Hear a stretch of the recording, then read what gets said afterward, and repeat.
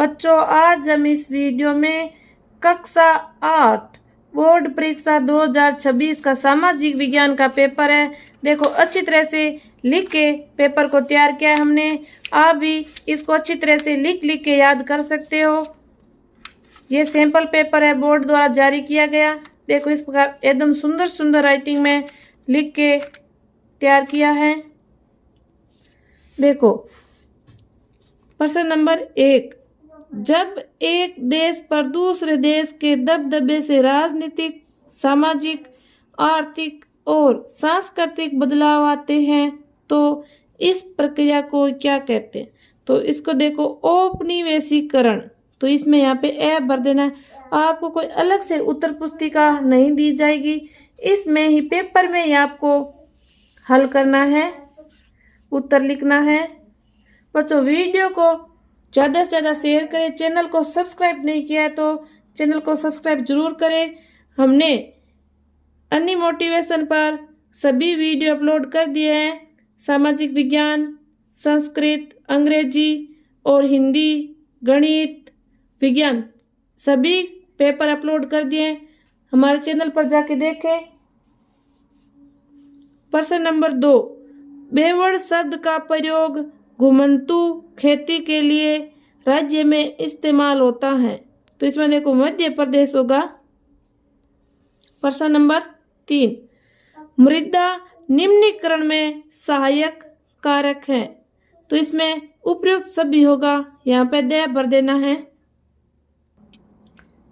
प्रश्न संख्या 4, निम्नलिखित में से कौन सी विधि तीर व ढालों पर मृदा अपरदन को रोकने के लिए सर्वाधिक उपयुक्त है? तो इसमें होगा वेदिका फार्म। इसमें ए ऑप्शन भर देना है। प्रश्न 5, मौलिक अधिकारों को साकार करने में अहम भूमिका न्यायपालिका की है। तो इसमें दे ऑप्शन भर देना है। प्रश्न नंबर 6, निम्नलिखित में से उपभोक्ता कहलाता है उपभोग करने वाला। तो इसमें ए भर देना है।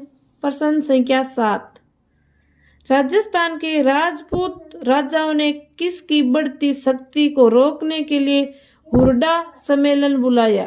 मराठों की।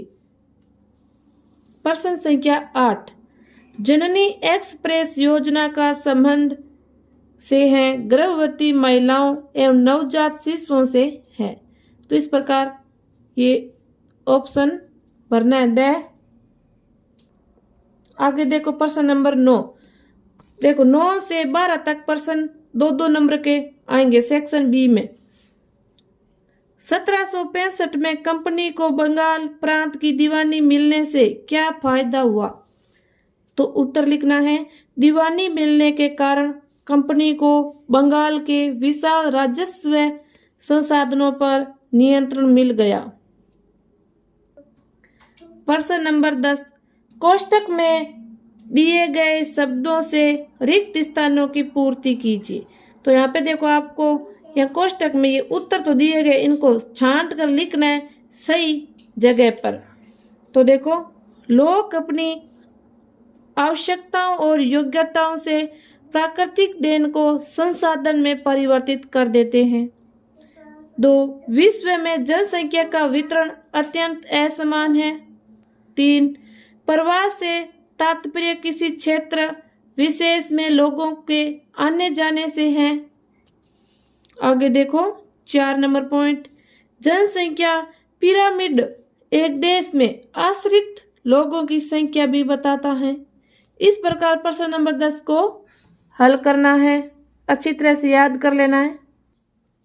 प्रश्न नंबर 11, निम्न को सुमेलित कीजिए। यहाँ देखो, खंड ए और खंड ब। तो इसमें सही को सही से मिलान करना है। 2011 की जनगणना अनुसार राजस्थान का सर्वाधिक साक्षरता वाला जिला तो देखो कोटा होगा। तो इसको गै से मिला देना है। जनगणना जनसंख्या संबंधी सूचनाएं एवं आंकड़े प्राप्त करने की प्रक्रिया। अभयारण्य वन्य जीवों का उन्मुक्त आवास क्षेत्र, इसको इसे मिलान करना है। विजय स्तंभ है चित्तौड़गढ़ में है, तो इसको इसे मिलान कर देना है। प्रश्न संख्या 12, निम्नलिखित कथनों को पढ़कर उचित स्थान पर सत्य या असत्य लिखना है। तो यहाँ देखो 1 नंबर पॉइंट, संविधान के अनुच्छेद 17 के अनुसार अस्पृश्यता अथवा छुआछूत का उन्मूलन कर दिया गया है, तो इसमें होगा सत्य। 2, जो व्यक्ति या समूह पुरजोर तरीके से अपनी बात रखता है उसे बहिष्कृत कहा जाता है, तो इसको असत्य। भारतीय संविधान के अनुच्छेद 21 के अंतर्गत पानी का अधिकार जीवन के अधिकार का हिस्सा है, सत्य। 4 नंबर पॉइंट, शुद्ध जल एवं स्वच्छता सतत विकास लक्ष्य है, तो इसमें सत्य। इस प्रकार प्रश्न नंबर 12 को हल करना है, ये 2 नंबर का आएगा। प्रश्न नंबर 13, 1 नंबर पॉइंट, विश्व बाजार में भारतीय नील की मांग क्यों थी? तो देखो उत्तर, 18वीं सदी के अंत तक यूरोपीय बाजारों में नील की भारी मांग थी, क्योंकि यह एक समृद्ध और गहरा नीला रंग पैदा करता था, जो उस समय उपलब्ध अन्य रंगों की तुलना से अधिक स्थायी था। भारत नील का सबसे बड़ा उत्पादक था और इसकी गुणवत्ता के कारण विश्व बाजार में इसकी बहुत अधिक मांग थी। इस प्रकार प्रश्न नंबर 13 का पॉइंट नंबर 1 को हल करना है। आगे देखो पॉइंट नंबर इसका 2, विलियम जोन्स कानून के माहिर होने के साथ साथ एक भाषाविद भी थे, कथन को स्पष्ट कीजिए। तो देखो, हाँ, विलियम जोन्स एक भाषाविद थे। William Jones East India Company के न्यायाधीश के पद पर नियुक्त हुए थे। उन्होंने कलकत्ता में एशियाटिक सोसाइटी की स्थापना की, जहां उन्होंने भारतीय भाषाओं और प्राचीन ग्रंथों का अध्ययन किया। उन्होंने संस्कृत, फारसी और अरबी सहित कई भाषाएं का गहन अध्ययन किया और यह निष्कर्ष निकाला कि ये भाषाएं और यूरोपीय भाषा एक ही मूल परिवार से संबंधित हैं, जिसे अब इंडो यूरोपीय भाषा परिवार कहा जाता है। इस प्रकार प्रश्न नंबर 13 के ये दोनों पॉइंटों को हल करना है। प्रश्न नंबर 14, स्वामी विवेकानंद नई विचारधारा के प्रतीक और भविष्य के लिए एक महान शक्ति का स्रोत बन गए, कथन पर अपनी राय व्यक्त कीजिए। उत्तर, नई विचारधारा के प्रतीक। तो देखो, स्वामी विवेकानंद ने ऐसे समय में भारतीय समाज को जगाया जब वह रूढ़ियों और अंधविश्वासों में जकड़ा हुआ था। तो आगे देखो, भविष्य के लिए शक्ति का स्रोत। उनके विचार सार्वकालिक और सार्वभौमिक हैं। उन्होंने हमेशा आत्मविश्वास, निडरता और सार्वभौमिक भाईचारे पर जोर दिया। प्रश्न नंबर 15, प्राकृतिक संसाधन किसे कहते हैं? प्राकृतिक संसाधनों को कितने भागों में बांटा जा सकता है? उदाहरण सहित समझाइए। तो इसका उत्तर देखो, प्राकृतिक संसाधन वे संसाधन हैं जो प्रकृति से प्राप्त होते हैं और बिना किसी बड़े बदलाव के उपयोग में लाए जाते हैं, जैसे हवा, पानी, मिट्टी, खनिज और वनस्पति। प्राकृतिक संसाधनों को मुख्य रूप से 2 भागों में बांटा जा सकता है। तो एक होगा नवीकरणीय संसाधन। ये वे संसाधन हैं जो प्राकृतिक प्रक्रियाओं द्वारा समय के साथ पुनः उत्पन्न होते रहते हैं। तो उदाहरण, सूर्य का प्रकाश, हवा, पानी और वन। 2 नंबर, अनवीकरणीय संसाधन। ये वे संसाधन हैं जिसके मात्रा सीमित है और एक बार उपयोग करने के बाद इन्हें बनने में लाखों साल लगते हैं या ये समाप्त हो जाते हैं। उदाहरण, कोयला, पेट्रोलियम और प्राकृतिक गैस। प्रश्न नंबर 16, भारत एवं संयुक्त राज्य अमेरिका की कृषि पद्धति में कोई 4 मूलभूत अंतर लिखिए। खेतों का आकार। भारत में खेतों का औसत आकार आमतौर पर बहुत छोटा होता है। संयुक्त राज्य अमेरिका में कृषि बड़े पैमाने पर होती है। 2. यांत्रिकीकरण का स्तर। अमेरिकी कृषि अत्यधिक यांत्रिक है। भारतीय कृषि में हालांकि यांत्रिकीकरण बढ़ रहा है। 3 नंबर, कृषि का उद्देश्य। भारत में कृषि अक्सर निर्वाह उन्मुख होती है। अमेरिका कृषि मुख्य रूप से वाणिज्यिक होती है। प्रश्न नंबर 17, सरकार की कार्यवाहियों पर अपनी सहमति एवं असहमति व्यक्त करने के लिए चुनाव के अतिरिक्त आप किन किन तरीकों का उपयोग करेंगे, समझाइए। ये देखो आपके 4 नंबर का प्रश्न आएगा। विरोधी प्रदर्शन और धरने। नागरिक शांतिपूर्ण विरोध प्रदर्शन, रैलियां और धरने आयोजित करेंगे। किसी सरकारी नीति के प्रति अपनी असहमति व्यक्त कर सकते हैं। 2 नंबर, सोशल मीडिया और ऑनलाइन अभियान। सोशल मीडिया प्लेटफॉर्म जैसे ट्विटर, फेसबुक का उपयोग करके लोग बड़ी संख्या में अपनी राय, समर्थन या विरोध व्यक्त कर सकते हैं, जिससे जनमत तैयार होता है। 3. जनहित याचिकाएं।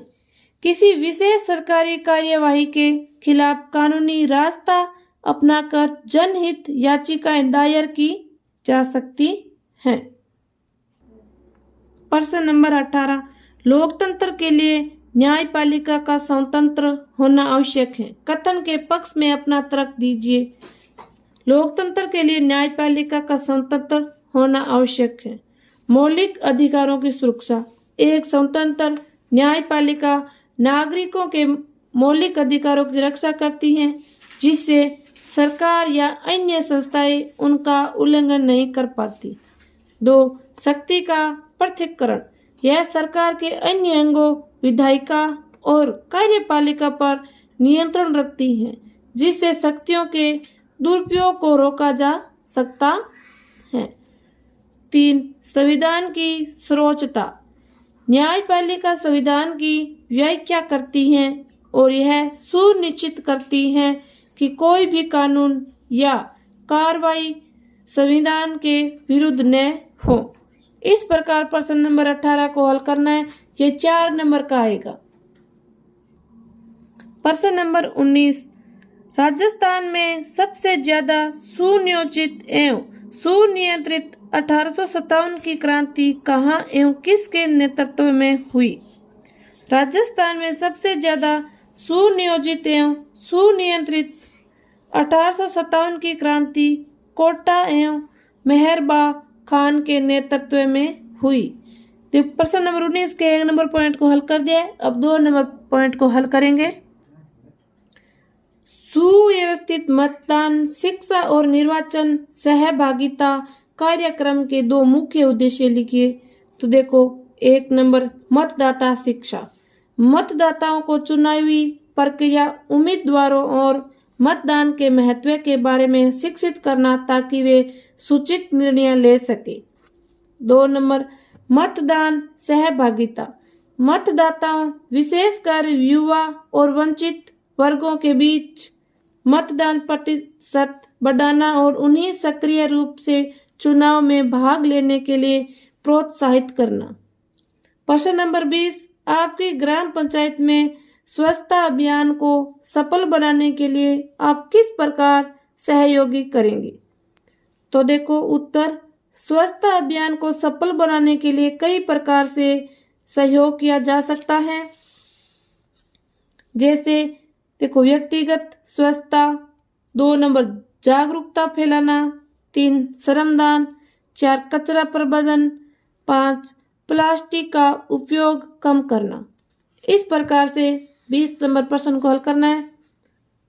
देखो 20 नंबर का 2 नंबर पॉइंट, कुंभलगढ़ दुर्ग राजस्थान का सर्वाधिक सुरक्षित दुर्ग है। कथन की व्याख्या अपने शब्दों में कीजिए। तो उत्तर, भौगोलिक स्थिति। यह दुर्ग अरावली पर्वतमाला की ऊंची चोटी पर स्थित है, जिससे यहाँ पहुंचना अत्यंत कठिन है। 2 विशाल दीवार। इसके चारों ओर एक विशाल परकोटा यानी दीवार है। 3 मजबूत निर्माण। दुर्ग के दीवारें इतनी चौड़ी हैं कि उन पर एक साथ कई घोड़े चल सकते हैं, जो इसकी सुरक्षा को और भी मजबूत बनाता है। प्रश्न नंबर 21, राजस्थान में हथकरघा उद्योग पर टिप्पणी लिखिए। तो देखो, हथकरघा उद्योग राजस्थान का एक महत्वपूर्ण पारंपरिक क्षेत्र है, जो अपने जीवंत वस्त्रों, अद्वितीय डिजाइने और सांस्कृतिक विरासत के लिए जाना जाता है। प्रमुख उत्पाद। प्रसिद्ध हथकरघा उत्पादों में बंधानी, टाई डाई, साड़ियाँ और पगड़ी, लहरिया, लहरदार पैटर्न कपड़े, कोटा, डोरिया, बारीक सूती, रेशम मिश्रण साड़ियाँ और विभिन्न प्रकार के कालीन और गलीचे शामिल हैं। तो देखो प्रश्न नंबर 22, राजस्थान के मानचित्र में निम्न स्थानों को दर्शाइए। तो देखो, ये मानचित्र आपको दिया गया है। इसमें देखो श्री गंगानगर, चूरू, राजसमंद और जैसलमेर को यहाँ इसमें दर्शाना है। तो यहाँ पे देखो जैसलमेर, और देखो इस कोण में यहाँ श्री गंगानगर, और यहाँ पे चूरू, और यहाँ राजसमंद। इस प्रकार इसको भरना है। ये आपके 4 नंबर का क्वेश्चन आएगा, अच्छी तरह से याद कर लेना है।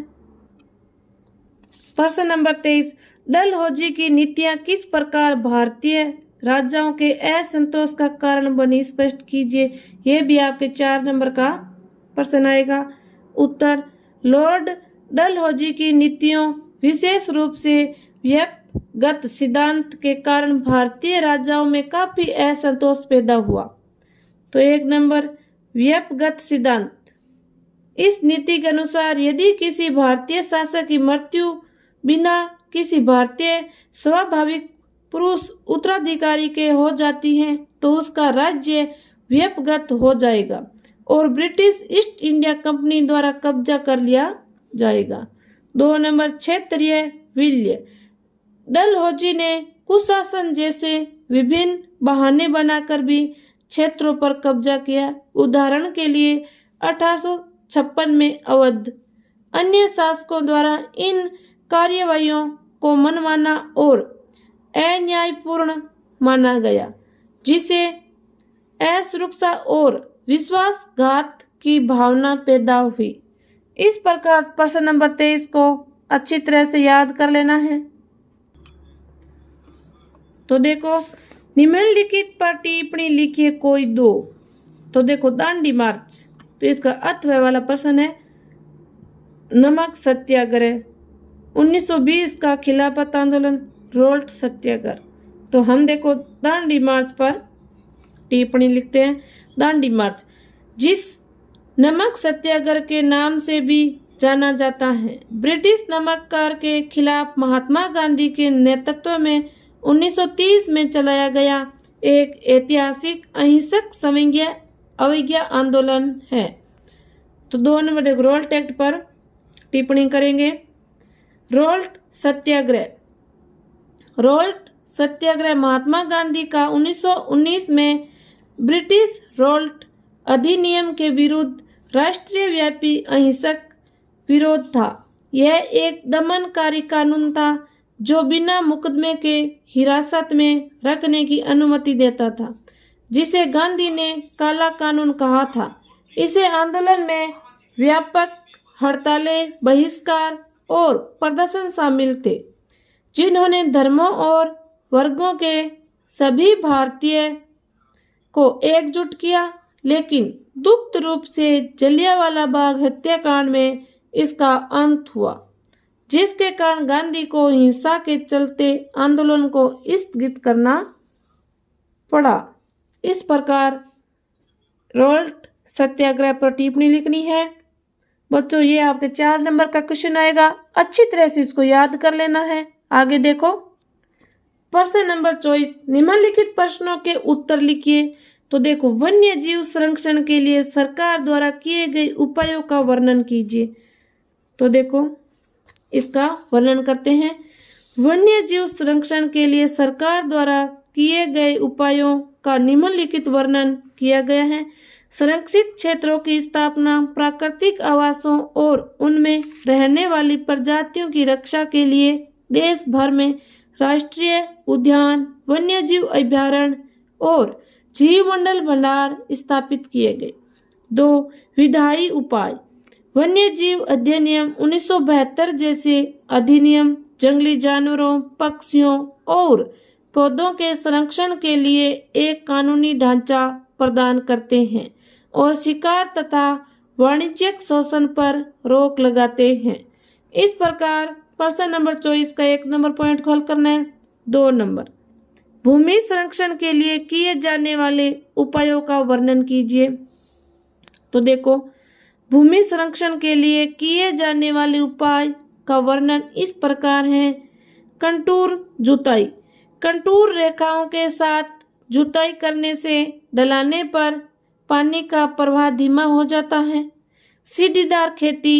ढलानों पर सीढ़ियों काटकर समतल सतह बनाई जाती हैं जिससे सतही अपवाह और मृदा अपरदन कम होता है। आश्रय पट्टी। हवा के संचालन को रोकने के लिए पेड़ों की कतारें लगाने से मिट्टी की ऊपरी परत को सुरक्षा मिलती है। इस प्रकार प्रश्न नंबर 24 को हल करना है। ये आपके 8 नंबर का क्वेश्चन आएगा। 4 ही इसका नंबर मिलेगा। प्रश्न नंबर 25, निम्नलिखित प्रश्नों के उत्तर लिखिए। 13 साल के एक बच्चे से कारखाने में मजदूरी करवाना संविधान द्वारा प्रदत्त उसके किस अधिकार का उल्लंघन है, स्पष्ट कीजिए। तो देखो 13 साल के एक बच्चे से कारखाने में मजदूरी करवाना संविधान द्वारा प्रदत्त उसके शोषण के विरुद्ध अधिकार का उल्लंघन है। भारतीय संविधान का अनुच्छेद 24 यह प्रावधान करता है कि 14 वर्ष से कम उम्र के बच्चों को कारखानों, खानों या अन्य खतरनाक कार्यों में नियोजित नहीं किया जा सकता। 13 साल के बच्चे से मजदूरी करवाना शोषण के विरुद्ध अधिकार का उल्लंघन है। इस प्रकार प्रश्न नंबर 25 के 1 नंबर पॉइंट को हल करना है। देखो इसके अथवा वाला, तो इसका ये कर दिया हमने। तो इसके देखो 2 नंबर, धर्मनिरपेक्षता से आप क्या समझते हैं? किसी भी लोकतांत्रिक देश के लिए यह क्यों आवश्यक है? तो इसका देखो उत्तर। तो देखो धर्मनिरपेक्षता। धर्मनिरपेक्षता का अर्थ है कि राज्य किसी एक धर्म को आधिकारिक धर्म के रूप में स्थापित नहीं करता है।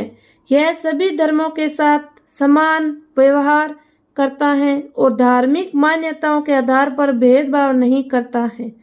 लोकतंत्र के लिए आवश्यक धर्मनिरपेक्षता कई कारणों से एक लोकतांत्रिक देश के लिए आवश्यक है। तो देखो 1 नंबर, धार्मिक स्वतंत्रता, समानता, एकता, लोकतांत्रिक कार्य प्रणाली। इस प्रकार बच्चों इस पेपर को हल करना है आपको। यह था आपका सामाजिक विज्ञान कक्षा 8 बोर्ड का पेपर। तो बच्चों वीडियो को ज़्यादा से ज़्यादा शेयर करें, चैनल को सब्सक्राइब करें ताकि आपको अपडेट पहुंच सके। धन्यवाद।